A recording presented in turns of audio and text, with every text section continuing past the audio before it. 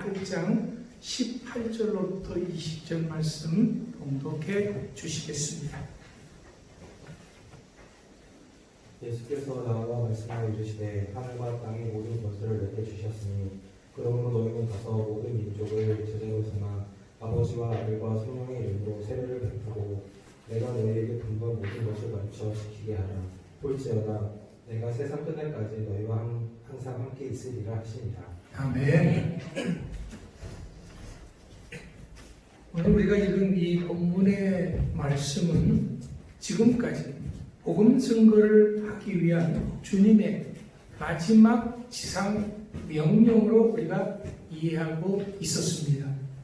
이것이 틀렸다는 말은 결코 아닙니다. 그러나 이번에 이 코로나 사태를 겪으면서 새롭게 이해하게 되셨습니다. 특별히 세상 끝날까지 너희와 항상 함께 있으리라는 이 말씀, 저에게 아주 큰 울림으로 다가왔습니다. 이것은 단순하게 하나님께서 우리와 함께 있을 것이라고 하는 그런 말이 아닙니다.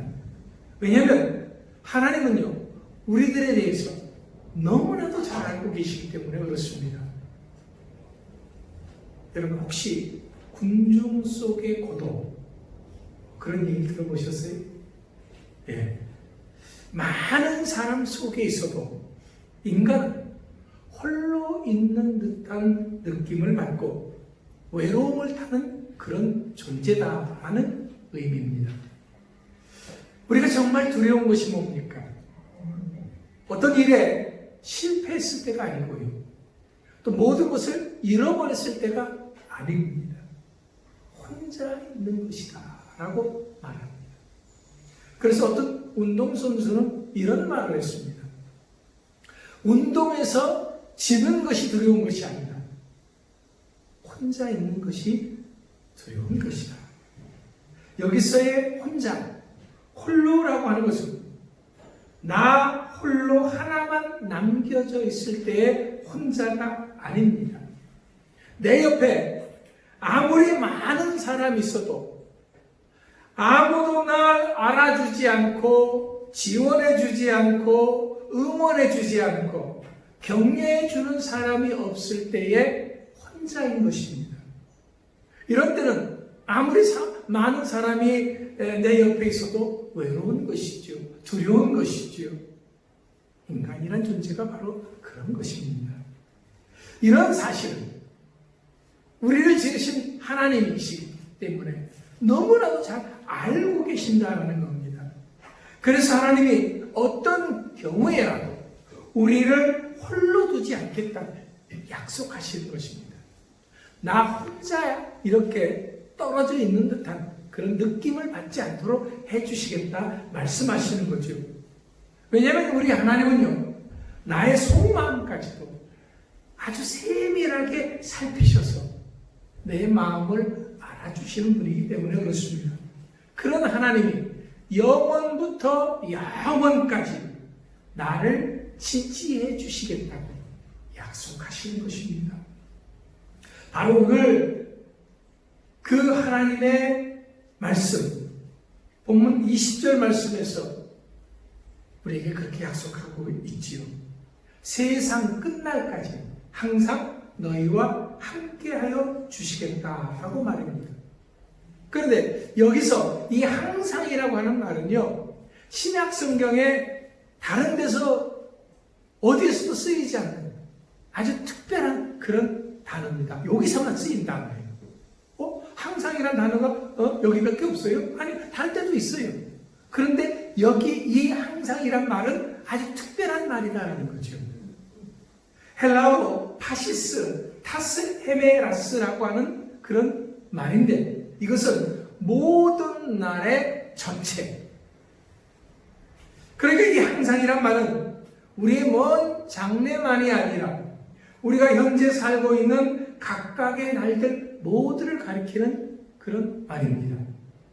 좀 더 쉽게 말하면 언제 어느 때든지 어떤 상황이든지를 구별하지 않고 모든 시간을 다 통틀어서 함께한다 라는 말이 항상이다라는 그 그런 의미인 것입니다. 하나님은 성경 말씀을 통해서요, 이 성경, 신구약 성경, 처음부터 끝까지 계속해서 이것을 강조하고 계십니다. 문제는 우리 인생들이 죄를 지어서 하나님과 멀어진 인생이 되었기 때문에 이것을 믿지 못한다고 하는 거죠. 왜냐하면 죄로 인해서 하나님에 대한 믿음이 약해졌기 때문에 그렇습니다. 어떤 사람은 없어지는 거죠. 그래서 하나님은 당신의 선지자들을 통해서 함께 한다라고 하는 것을 수도 없이 말씀하셨습니다. 구약 성경을 우리가 대략 2000년으로 잡으면 2000년 동안 내가 너희와 함께해. 너희들이 죄를 지었고 너희들이 무슨 일을 하고 있더라도 나는 너희와 함께 있어. 함께 있어. 하나님이 말씀을 해주시는 거예요. 선지자들을 통해서 보여주시는 거예요. 그런데도 우리 인생들은요, 믿는 척만 했지 진실로 그것을 믿지 못했다라는 겁니다. 그럼에도 불구하고 하나님께서는 이런 인생들이 너무나도 불쌍하니까 이번에는 독생자 예수 그리스도를 이 땅에 보내신 거예요. 하나님이 직접 우리에게 찾아오신 것이죠. 여러분, 예수님의 다른 이름이 뭡니까? 임마누엘이죠. 임마누엘은 하나님이 우리와 함께 하신다라는 그런 뜻입니다. 그래서 예수님은 나를 본 자는 아버지 하나님을 본 것이다 라고 우리에게 말씀하고 계시는 겁니다. 문제는 사람들이 얼마나 강팍한지 그래도 믿지 못한다고 하는 겁니다. 정말 우리는 미련하고 더디 믿는 자들입니다. 그래서 예수님이 이 땅을 떠나서 다시금 이제 아버지께로 가시기 전에 우리와 함께 있을 새로운 방법을 찾으셨어요. 그게 뭐냐면 첫 번째가 성만찬입니다. 예수님께서 떡을 떼시면서 이것은 내 몸이다. 받아 먹으라 말씀을 하셨습니다. 또 포도주 잔을 주시면서 이것은 너희를 위해 흘리는 내 피라고 하면서 받아 마시라 했습니다. 그렇습니다. 우리는 이 성만찬을 통해서 떡과 포도주를 먹고 마심으로 인해서 주님과 하나가 되는 거예요.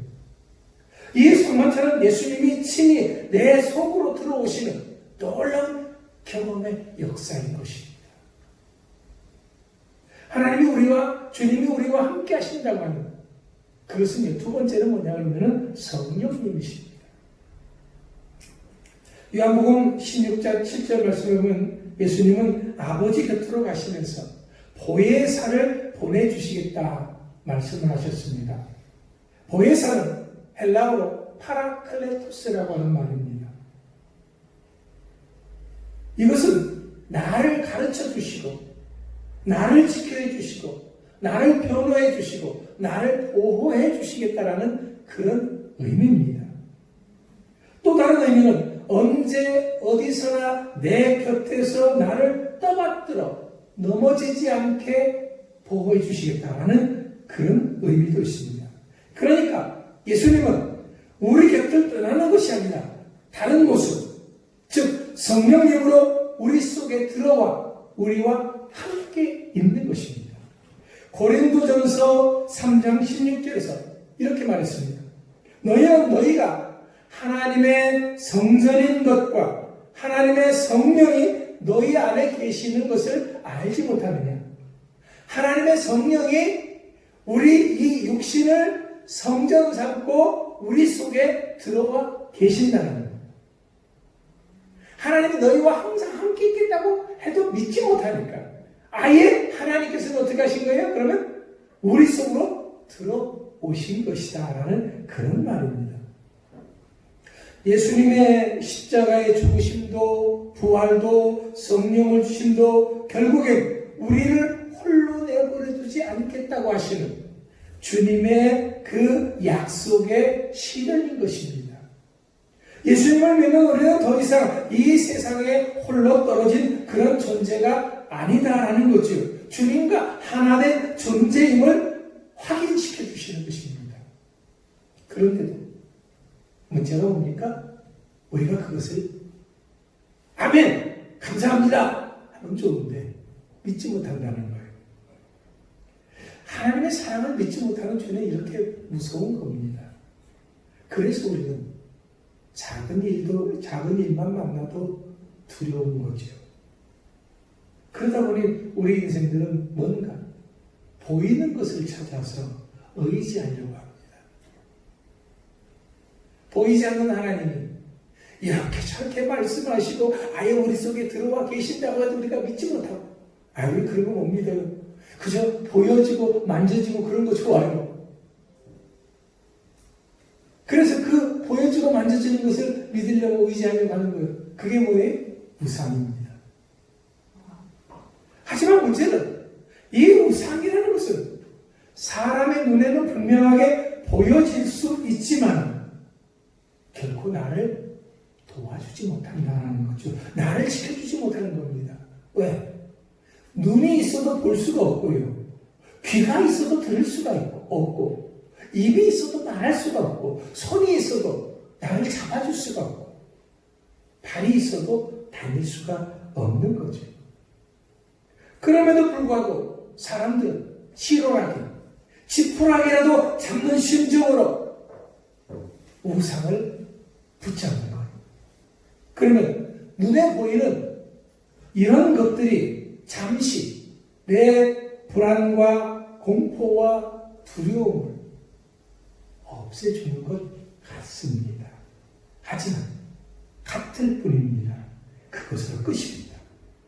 왜냐하면 문제에 부딪히면 금방 또다시 두려움이 엄습하기 때문에 그렇습니다. 또 어떤 사람은 홀로 있는 것이 두려우니까, 공포스러우니까, 견디지 못하니까, 외로우니까 어떻게 해요? 술을 의지합니다. 약물을 의지합니다. 하지만 이것도 잠시뿐입니다. 이런 것들의 효과는 항상 일시적인 것뿐입니다. 이것이 지나가면 더 큰 허전함과 두려움이 몰려온다고 하는 것이 문제인 겁니다. 그래서 항상 헐벌기면서 살 수밖에 없는 존재가 우리 인생들이다라는 거지요. 이런 인생에 대해서 우리 하나님은 내가 너와 함께 있겠다고. 제발 믿음 없는 자가 되지 말고 믿는 자가 되라고. 눈을 떠서 나를 봐라 말씀하시는 겁니다. 그런데도 우리는 여전히 믿지 못합니다. 그러면 하나님께서 내가 이렇게 했는데도 믿지 못하네. 관두라. 그러시는 분이 아니에요. 그럼에도 불구하고 나의 하나님은 내 눈에 안 보이고 내 귀에 안 들리고 내 손에 만져지지 않더라도 나를 불쌍히 여기시며 긍휼히 여기시며 말씀하십니다. 내가 너와 함께 있겠다. 두려워하지 마라. 말씀하시는 하나님의 것을 믿으시기 바랍니다. 이런 것은요, 사실 우리만 겪는 문제가 결코 아닙니다. 지구상에 존재했던 인생이라고 하면 누구나도 이런 것을 겪으면서 살아왔습니다. 그래서 믿음이 필요한 겁니다. 왜냐하면 어차피 하나님은 내 눈에 안 보이시는 분이시기 때문에 그렇습니다. 하지만 믿음의 눈을 뜨면요, 안 보이던 하나님이 보이십니다. 이런 일이 있었습니다. 열왕기하 6장에 보면은요, 아람 군대가 이스라엘을 쳐들어왔습니다. 그때 선지자가 누구냐면 엘리사입니다. 엘리사의 사환이 아침에 일찍 일어나서 나가보니까 아람 군대가 그냥 뺑 둘러 수천 명이 둘러싸고 있는 거예요. 그래서 깜짝 놀래가지고서는 들어와가지고서는 선지자한테 선지자님 큰일 났습니다. 아람 군대가 어느새껏 우리는 다 애워싸고 있습니다. 우리는 이제 꼼짝없이 죽었습니다. 그러니까 선지자는 너무나도 편안하게 태연하게 그 청년에게 야 걱정하지 마. 아니 지금 바깥에는 소차벽에 아람 군대가 쳐들어와서 뺨 둘러싸고 이제 우리를 공격하려고 하는데 두려워하지 말라니 이해가 안 되지는 거죠. 그런데 엘리사가 하는 말이 뭡니까? 우리와 함께한 자가 그들과 함께한 자보다 많어. 이해가 안 되지는 거죠. 그래서 엘리사가 이 사환 청년을 향해서 기도해 줬습니다. 그랬더니 하나님께서 이 청년의 눈을 열어주셨어요. 뜨게 해주셨어요. 이 청년의 눈을 뜨고 보니까 하늘에서 불말과 불병과 하늘의 천군 천사들이 가득하게 지키고 있는 겁니다. 그렇습니다. 우리가 이런 믿음이 없기 때문에 우리는 항상 괜한 걱정을 하는 것이죠. 하지만 일찍이 믿음의 눈을 뜬 다윗은 어떤 상황에서도 담대할 수 있었습니다. 그래서 시편 23편 4절에서 이렇게 말합니다. 내가 사망의 음침한 골짜기로 다닐지라도 해를 두려워하지 않을 것은 주께서 나와 함께 하시니라. 주의 지팡이와 막대기가 나를 안위하시나이다. 그러니까 두려움은요, 나의 믿음이 약해질 때 생기는 것입니다. 환경이 열악해져서 생기는 것이 결코 아니다라는 거죠. 이 일에 실패하고 모든 것을 잃어버렸을 때 두려움이 생기는 것이 아니라 믿음이 없을 때 생기는 것이다 라는 거죠. 그렇기 때문에 우리는 믿음만 있으면 어떤 상황 속에서도 담대할 수가 있는 것입니다. 이사야 43장 2절 3절에서 뭐라고 했습니까? 내가 물 가운데로 지날 때 내가 너와 함께 할 것이야. 강을 건널 때 물이 너를 침몰하지 못할 것이며 내가 불 가운데로 지날 때 타지도 아니할 것이요 불꽃이 너를 사르지도 못하리니 대전하는 여호와 내 하나님이여 이스라엘의 거룩함이요 내 구원자임이라. 네, 맞습니다. 우리 하나님은 단 한순간도 우리를 떠나거나 버리시는 분이 결코 아닙니다. 내 부모는 나를 떠나고 나를 버릴 수 있다고 할지라도 우리 하나님은 결코 나를 떠나거나 버리시는 분이 아닌 줄 믿으시기 바랍니다. 언제 어디서나 어떤 상황에서도 우리 하나님은 항상 나와 함께하여 주시는 분인 것을 믿으십시오. 나를 지키시는 하나님은 어떤 하나님이시라고 시편 기자는 말했는 줄 아십니까? 시편 121편 3절로부터 8절에서 시편 기자는 이렇게 고백을 했습니다. 여호와께서 너로 실족하지 아니하게 하시며 너를 지키시는 이가 졸지 아니하시리로다. 이스라엘을 지키시는 이는 졸지도 아니하시고 주무시지도 아니하시리로다. 여호와는 너를 지키시는 이시라. 여호와께서 내 오른쪽에서 내 그늘이 되시나니 낮에 해가 너를 상하게 하지 아니하며 밤에 달도 너를 해하지 아니하리로다. 여호와께서 너를 지켜 모든 환난을 면하게 하시며 또 내 영혼을 지키시리라. 여호와께서 너의 주님을 지금부터 영원까지 지키시리라. 사실 이것은 오늘 코로나 시대를 살아가고 있는 우리들, 불안과 두려움에 떨고 있는 우리들을 향해서 걱정하지 마라, 염려하지 마라, 두려워하지 마라, 내가 너와 함께한다, 내가 너를 지킨다 말씀하시는 것인 줄 믿으시기 바랍니다.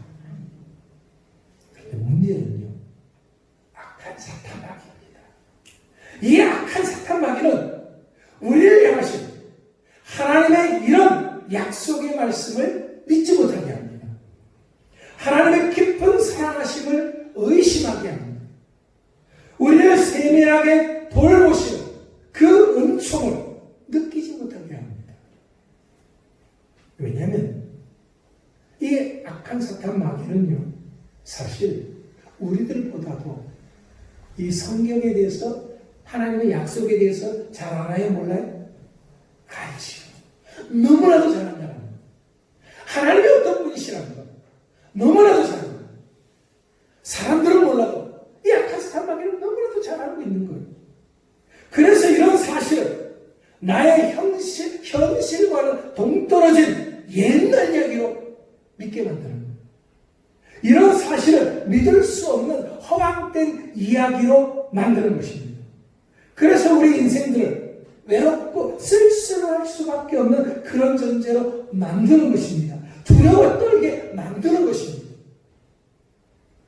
악한 사탄 마귀가 왜 이렇게 하는 겁니까? 이런 사람이 악한 사탄 마귀의 먹잇감이 되기 때문에 그렇습니다. 뭐가 된다고요? 먹잇감이요. 그래야지 이 사탄이 이 두려움에 벌벌 떨고 있는 자를 집어삼켜서 자기 마음대로 자기 종으로 부릴 수가 있게 된다는 거죠. 그래서 술 마셔 하면 술 마시고, 약 먹어 하면 약 먹고, 이제 너는 다 됐어, 네 목숨 끊어 하면 끊게 되는 거예요. 이게 악한 사탄마귀 종인 거. 그래서 베드로전서 5장 8절에서 이렇게 말씀하고 있는 겁니다. 금시하라, 깨어라, 너희 대적 마귀가 우는 사자같이 다니면서 두루 삼킬 자를 찾나니. 여러분, 왜 마귀를 우는 사자로 비유했습니까? 그것은 하나님이 사자의 습성을 너무나도 잘 알고 있어요. 이 마귀의 습성이 사자의 습성과 닮았다는 겁니다. 여러분, 사자가 어떤 짐승을 공격합니까? 물 위에서 떨어진 그런 짐승을 공격하는 거예요. 홀로 된 짐승을 공격하는 겁니다. 무리가 이렇게 잔뜩 있잖아요. 그러면 사자가 아우 하고 소리를 지르면 사자를 소리 듣고서 이제 약한 짐승들이 다 뛰기 시작하는 거예요. 그런데 다 뛰는데 그 중에 남겨진 자들이 있다는 거예요. 바로 그 남겨진 자, 홀로 된 자, 두려움에 벌벌 떠는 자를 공격하고 먹잇감으로 삼는 것이다라는 겁니다. 코로나가 우리에게 무엇을 가져왔습니까? 우리 믿음의 사람들이 모이는 것을 금지시켰습니다. 우리 믿음의 사람들이 교회에 예배하기 위해서 모이는 것을 두려워하게 했습니다. 이것은 악한 사탄이 우리를 공격해서 잡아먹기 제일 좋은 상태로 만들기 위함인 것입니다. 그래서 이것을 잘 아시는 하나님은 히브리서 10장 25절 말씀에서 우리에게 이렇게 말씀하십니다. 모이기를 피하는 어떤 사람들의 습관과 같이 하지 말고 오직 권하여 그날이 가까움을 볼수록 더욱 그리하자. 왜 모이기를 힘쓰라고 하시는 겁니까? 왜 예배드리라고 하는 겁니까? 그거는 교회를 유지하기 위해서가 아닙니다. 그런 유치찬란한 그런 목적이 있는 것이 아닙니다. 방송에서 교회를 유지하기 위해서 헌금 걷기 위해서 모인다고요? 아닙니다. 속지 마세요. 이것은 우리 믿음의 사람들의 죽고 사는 문제가 달려있기 때문에 그렇습니다. 모이면 죽고 흩어지면 산다고요? 이건 악한 사탄 마귀의 속셈인 것입니다. 왜? 흩어놔야지만이 자기의 먹잇감을 삼기가 좋으니까요. 공격하기 쉬운 대상으로 만들기 위한 것뿐입니다. 그렇기 때문에 세상 논리에 우리가 넘어가서는 안 되는 것입니다. 속아서는 안 되는 것입니다. 이제 모이는 것조차 우리가 눈치를 보는 세상에 살고 있습니다. 이럴수록 우리 믿음의 사람들은 정신 바짝 차려야 합니다. 왜? 내가 살기 위해서입니다. 그럼 이럴 때 우리는 어떻게 해야 됩니까? 우리가 제일 먼저 할 일은요, 교회가 무엇인지를 알아야 됩니다. 교회는 예수 그리스도의 핏값으로 산바되었다고 했습니다. 예수님이 건물을 사신 것이 아닙니다. 교회는 바로 우리들 자신들이기 때문에 그렇습니다. 그렇다면 모이기 힘든 이때 우리들이 어떻게 해야 됩니까? 우리들의 가정이 교회가 되어져야 합니다. 어디가 교회가 되라고요? 가정. 우리가 다시금 교회에 자유롭게 모여서 마음껏 예배를 드릴 수 있는 그날까지 우리들의 가정이 교회가 되어져서 살아 있어야 합니다. 악한 사탄 마귀로부터 가족들은 자녀들을 지켜야 합니다. 부모가 자식들에게 영적 울타리를 쳐줘야 한다는 거예요. 그래서 사탄 마귀가 틈타지 못하게 해줘야 하는 것입니다. 그럼 어떻게 하면 됩니까? 여러분의 자녀들이 학교에 가거나 외출할 때 벌거벗은 채로 그냥 나가게 합니까? 옷을 입히지요. 그죠? 한 번도 그냥 나가게 하시는 분은 없을 겁니다. 분명히 여러분들 옷을 입혀서 아이를 보냅니다. 하지만 우리 믿음의 자녀들에게는요, 육신의 옷도 중요하지만 무엇보다도 기도의 옷을 입혀줘야 합니다. 그래야지만이 악한 사탄 마귀의 표적이 되지 않을 수가 있기 때문에 그렇습니다. 자녀들과요, 믿음의 자녀, 기도의 자녀, 어디서든지 하나님의 돌보심을 받는 존재임을 각인시켜야 합니다. 우리 하나님이 나를 지키시는 분임을 믿게 해야 됩니다. 하나님이 나와 함께 하시는 분임을 믿게 해야 됩니다. 이것이 바로 자녀들의, 우리 가정의 영적 울타리가 되는 것입니다. 여러분, 지금 마지막 때입니다. 악한 사탄 마귀는 어떻게 해서든지 우리를 함께 있지 못하게 떨어뜨려 놓으려고 난리를 치고 있는 상황입니다. 그래서 사자처럼 큰 소리로 울부짖고 있는 거죠. 다 두려워서 떨고 내 앞에 꼼짝하지 마 하는 겁니다. 여러분, 그렇다고 할지라도 우리는 정신 차려야 됩니다. 어떻게 정신 차리냐? 악한 사탄 마귀가 아무리 우는 사자 같다고 할지라도요, 겁먹을 필요는 전혀 없습니다. 왜? 이 악한 사탄 마귀는 이미 이빨 빠진 사자에 불과하기 때문에 그렇습니다. 예수님이 십자가로 악한 사탄 마귀의 모든 계획을 다 물리치고 승리하셨습니다. 악한 사탄 마귀가 제일 큰 무기가 뭡니까? 죽음입니다. 그런데 그 죽음을 이기시고 예수님은 부활하셨습니다.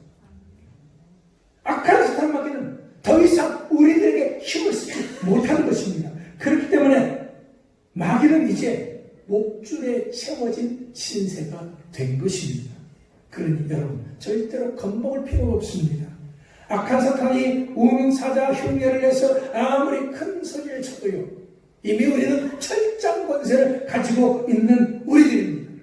그렇기 때문에 이 철장 권세를 가지고 악한 사탄 마귀를 물리치고 반드시 이기고 승리할 것을 믿으시기 바랍니다.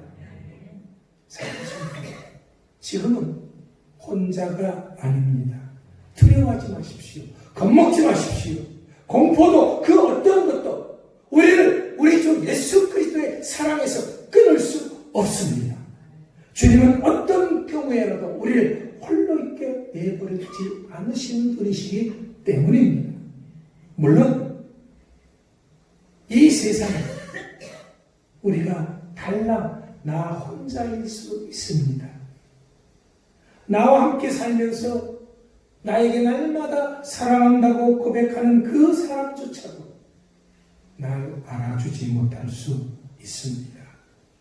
내가 힘들다고 해도 그 누구의 도움을 받지 못할 수도 있습니다.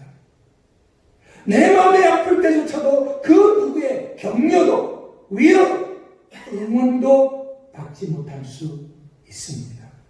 하지만 그런 때조차도 우리 주님은 나와 함께하여 주시는 분인 것을 믿으십시오. 나를 지키시고 돌보시는 분은 나를 구원하시는 나의 주님이십니다. 온 세상보다도 나를 더 귀하게 여기시는 분이 나의 하나님이십니다.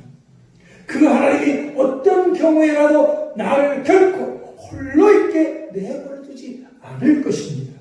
이것이 바로 오늘 본문 말씀에서 내가 세상 끝날까지 너희와 항상 함께 있으리라고 약속하신 것입니다.